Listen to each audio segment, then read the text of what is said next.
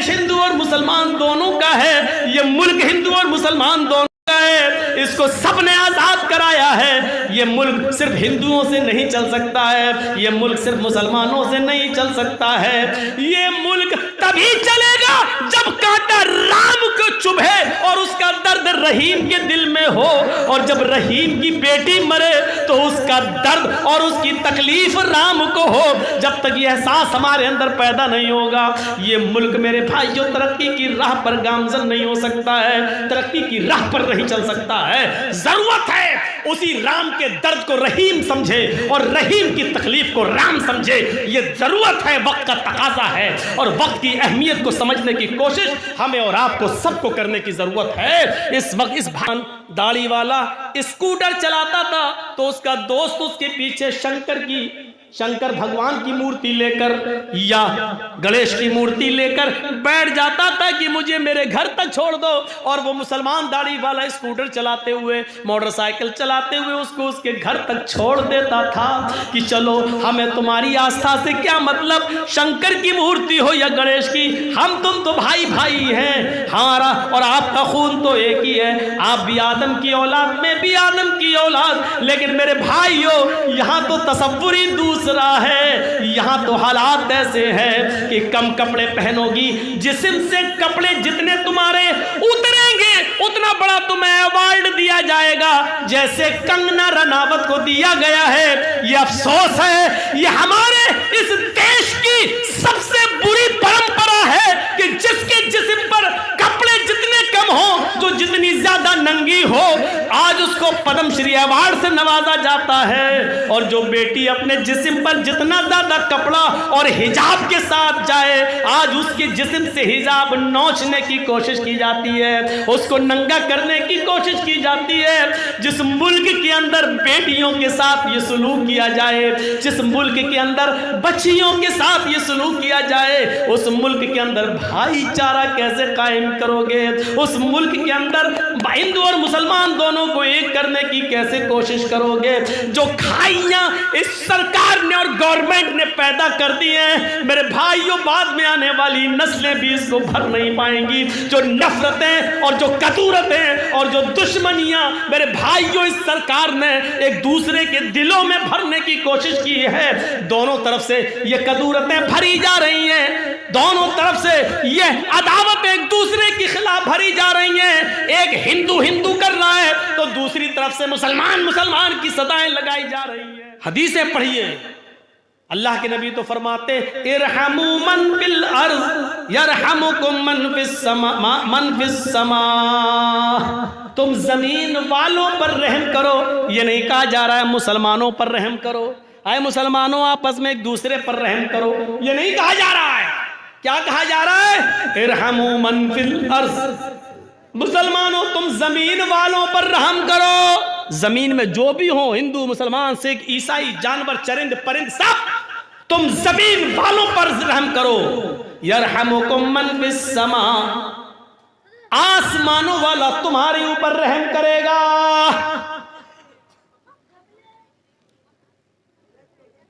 हमारे पड़ोस में एक हिंदू रहता है, उसका बच्चा बीमार है, हॉस्पिटल के अंदर एडमिट है, रमजान का महीना चल रहा है,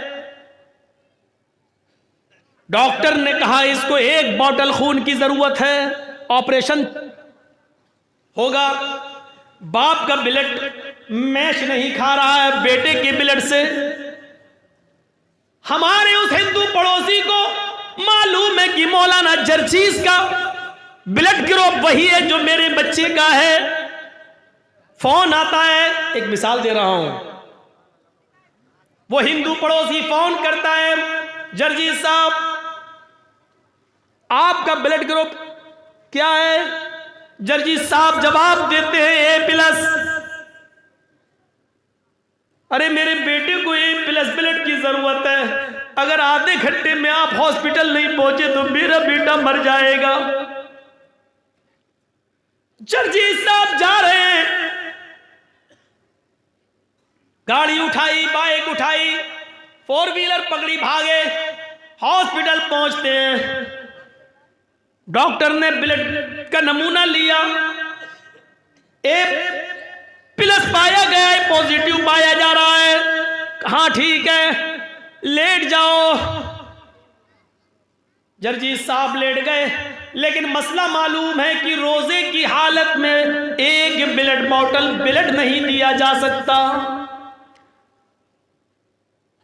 खून की जांच, मलेरिया या बुखार टेस्ट करने के लिए 2 ml, 3 ml, 5 ml ब्लड निकाला जा सकता है रोजे की हालत में, उससे रोजा नहीं टूटेगा। लेकिन एक बोतल ब्लड रोजे की हालत में देना जायज नहीं है। इधर उस हिंदू बच्चे की जिंदगी बचाना भी जरूरी है। शरीयत ये कहती है, यहां हमारा मजहब ये कहता है, जर्जी साहब उस हिंदू बच्चे की जान बचा लो, यही इंसानियत है। इसके लिए अगर तुम्हें रमजान के महीने का फर्ज रोजा तोड़ना पड़ रहा है तो तोड़ दो, रोजा खत्म कर दो। ये रोजा बाद में भी पूरा किया जा सकता है, लेकिन अगर वो हिंदू बच्चा मर गया तो फिर दोबारा जिंदा नहीं किया जा सकता है। ये इंसानियत हमें इस्लाम ने सिखलाई है कि हमें उस हिंदू बच्चे के लिए, उसकी जान बचाने के लिए अपना रोजा तोड़ना पड़ेगा। लेकिन एक बोतल ब्लड देकर अगर हमारी जिंदगी खतरे में नहीं है तो हम उसको एक बोतल खून देंगे और उसकी जिंदगी को बचाना हमारे लिए फर्ज हो जाएगा, जरूरी हो जाएगा। जो मजहब गैर मुस्लिमों के बच्चों की जान बचाने के लिए ब्लड देने को जायज ही नहीं बल्कि जरूरी करार दे रहा हो और उसके लिए अपनी महज मखसूस इबादत रोजा तक तोड़ने का हुक्म दे रहा हो, उस मजहब की इंसानियत का मुकाबला दुनिया का कोई मजहब नहीं कर सकता है। इस इस्लाम की इंसानियत का तकाजा और उसके फजीलत को दूसरे मजहब के अंदर अशरीर उसका 10वां हिस्सा भी, उसका 1/10 भी नहीं दिखाई देगा, 10वां हिस्सा भी नजर नहीं आएगा। दुनिया के सारे मजहब इससे खाली है। जरा तसव्वुर करो। लेकिन इस मुल्क के अंदर हालत यह है कि अगर गोरखपुर के हॉस्पिटल में ऑक्सीजन की कमी हो जाए, सरकार की बदनामी हो रही है और डॉक्टर कफील जैसा आदमी अगर अपने घर से ऑक्सीजन लाकर बच्चों को ऑक्सीजन देने का काम करता है तो देशद्रोही का मुकदमा उस पर लग जाता है, उस पर देश के साथ गद्दारी करने का इल्जाम लगा, उसको जेल की सलाखों में डाल दिया जाता है। और जो हुक्मरान बने बैठे हैं, जिनकी जिम्मेदारी इन बच्चों को ऑक्सीजन पहुंचाने की, वो नहीं पहुंचा पा रहे हैं और बच्चे शमशानों में मिलते हैं और गंगा की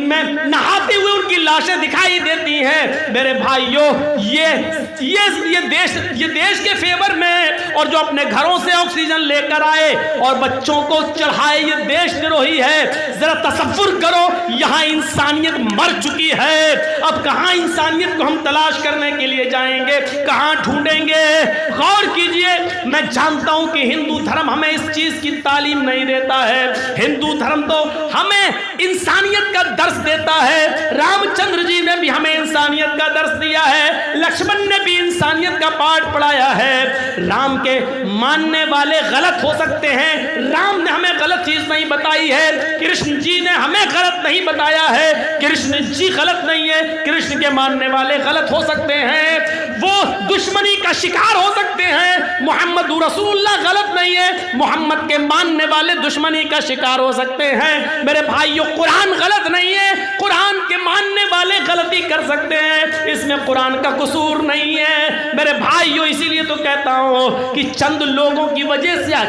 आज इंसानियत खत्म होती जा रही है, चंद लोगों की वजह से आज इंसानियत मिटती जा रही है। ये खाई इतनी गहरी होती जा रही है कि इसको पुर करने में और भरने में बहुत दिन लगेंगे, कई साल लगेंगे। हमारा मुल्क बहुत पीछे चला जा रहा है, पीछे की तरफ जा रहा है, इसको अपनी पटरी पे आने में बहुत साल लगेंगे और ये तभी पूरा होगा जब प्यार और प्रेम मोहब्बत एक दूसरे से करने लगेगा, तब जाकर ये खाई पूरी होगी।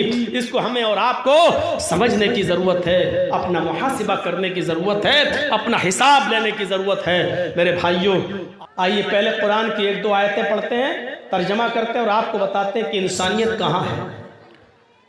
वलक़द कर्रमना बनी आदम वहमलनाहुम फिल बर्रि वल बहर वरज़क़नाहुम मिनत तय्यिबात वफ़ज़्ज़लनाहुम अला कसीरम मिम्मन खलक़ना तफ़ज़ीला। कुरान की इस आयत पर गौर कीजिए, यहाँ मुसलमान और हिंदू का नाम नहीं लिया जा रहा है। अल्लाह कहता है हमने आदम के हर बेटे को इज्जत दी है। वकर्रमना बनी आदम, मैंने आदम के सारे बेटों को, आदम की सारी औलाद को हमने मुकर्रम बनाया है, हर एक को इज्जत दी है। हिंदू भी बाइज्जत है, मुसलमान भी बाइज्जत है, सिख भी बाइज्जत है, जैनी भी बाइज्जत है। दुनिया में जितने मज़ाहिब हैं सब आदम की औलाद, जो भी मजहब के मानने वाले आदम की औलाद हैं। अल्लाह कहता है हमने आदम के हर बेटे को, हमने बनी आदम को मुकर्रम बनाया है, मुअज़्ज़ज़ बनाया है, बाइज्जत बनाया है। और आदम के हर बेटे को हमने वहमलनाहुम फिल बर्रि वल बहर, हमने आदम के हर बेटे को खुश्की और तरी में, खुश्की और समंदर में हमने उनको सवारी दी है। हमने उनको सवारी यानी हमने उनको सवार किया, उठाया है। आप देख लीजिए, अगर एक हिंदू को इज्जत है तो एक मुसलमान को भी इज्जत मिली हुई है। समंदर में नाव या पानी के जहाज़ों में अगर सफ़र करते हैं तो आदम का हर बेटा करता है। पानी पर किसी की मिल्कियत नहीं है, वो हिंदू भी उस पे चलता है, मुसलमान भी चलता है, सिख भी चलता है, ईसाई भी चलता है। उसी को अल्लाह कह रहा है दुनिया में पानी में भी और खुश्की में भी, ज़मीन पर भी ये सवारियाँ हमने सबको दी हैं, किसी एक को इसका मालिक नहीं बनाया है। अल्लाह ने हवा बनाई है, ये किसी एक के लिए नहीं, हिंदू मुसलमान सिख ईसाई सबके लिए है। आप अल्लाह ने पानी बरसाया है, हिंदू और मुसलमान सिख और ईसाई सबके लिए है। अल्लाह ने सूरज की रोशनी दी है, हिंदू और मुसलमान सिख और ईसाई सबके लिए है। फरमाया जब हमने अपनी इन चीजों में भेदभाव नहीं किया है तो तुम भेदभाव कैसे कर सकते हो?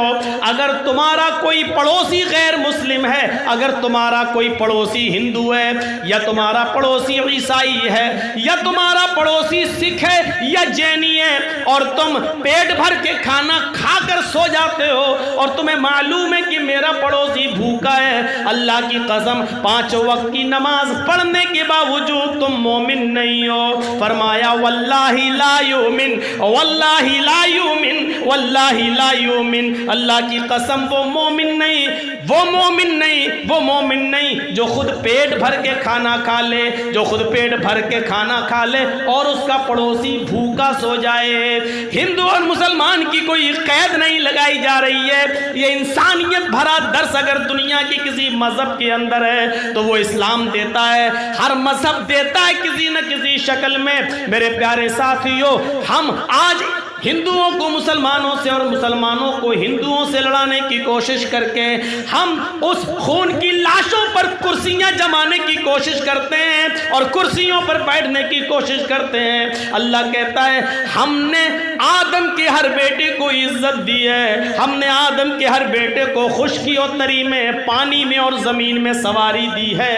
वरज़क़नाहुम मिनत तय्यिबात, आसमान से बारिश बरसाकर खेतों में जो अनाज पैदा किया है, पाकीज़ा रिज़्क़ उतारा है, वो भी मैंने सबको दिया है। वो हिंदुओं को भी दिया, मुसलमानों को भी, सिखों को भी और ईसाइयों को भी। हिंदुओं के खेतों में भी अनाज पैदा होता है, मुसलमानों के खेतों में भी, सिखों के खेतों में भी और ईसाई के खेतों में भी। हमने कोई भेदभाव नहीं किया है, लिहाजा तुम्हें भी किसी को भेदभाव की नजर से नहीं देखना है। वह हमलनाहुम बिल बर्रि वल बहर वरज़क़नाहुम मिनत तय्यिबात वफ़ज़्ज़लनाहुम अला कसीरिम मिम्मन खलक़ना तफ़ज़ीला।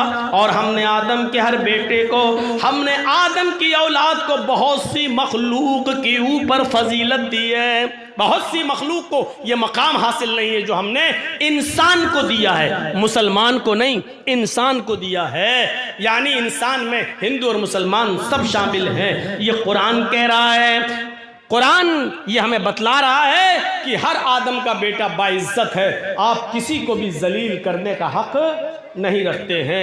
अल्लाह कह रहा हमने सबको मुअज़्ज़ज़ बनाया, सबको मोहतरम बनाया, सबको हमने इज्जत दी है। आप कौन होते हैं किसी की इज्जत को बदनाम करने वाले? आप कौन होते हैं किसी की इज्जत से खिलवाड़ करने वाले? आप कौन होते हैं किसी की इज्जत को उसके सर से उतार कर जमीन पर रौंदने वाले? आपको यह हक अल्लाह ने नहीं दिया है।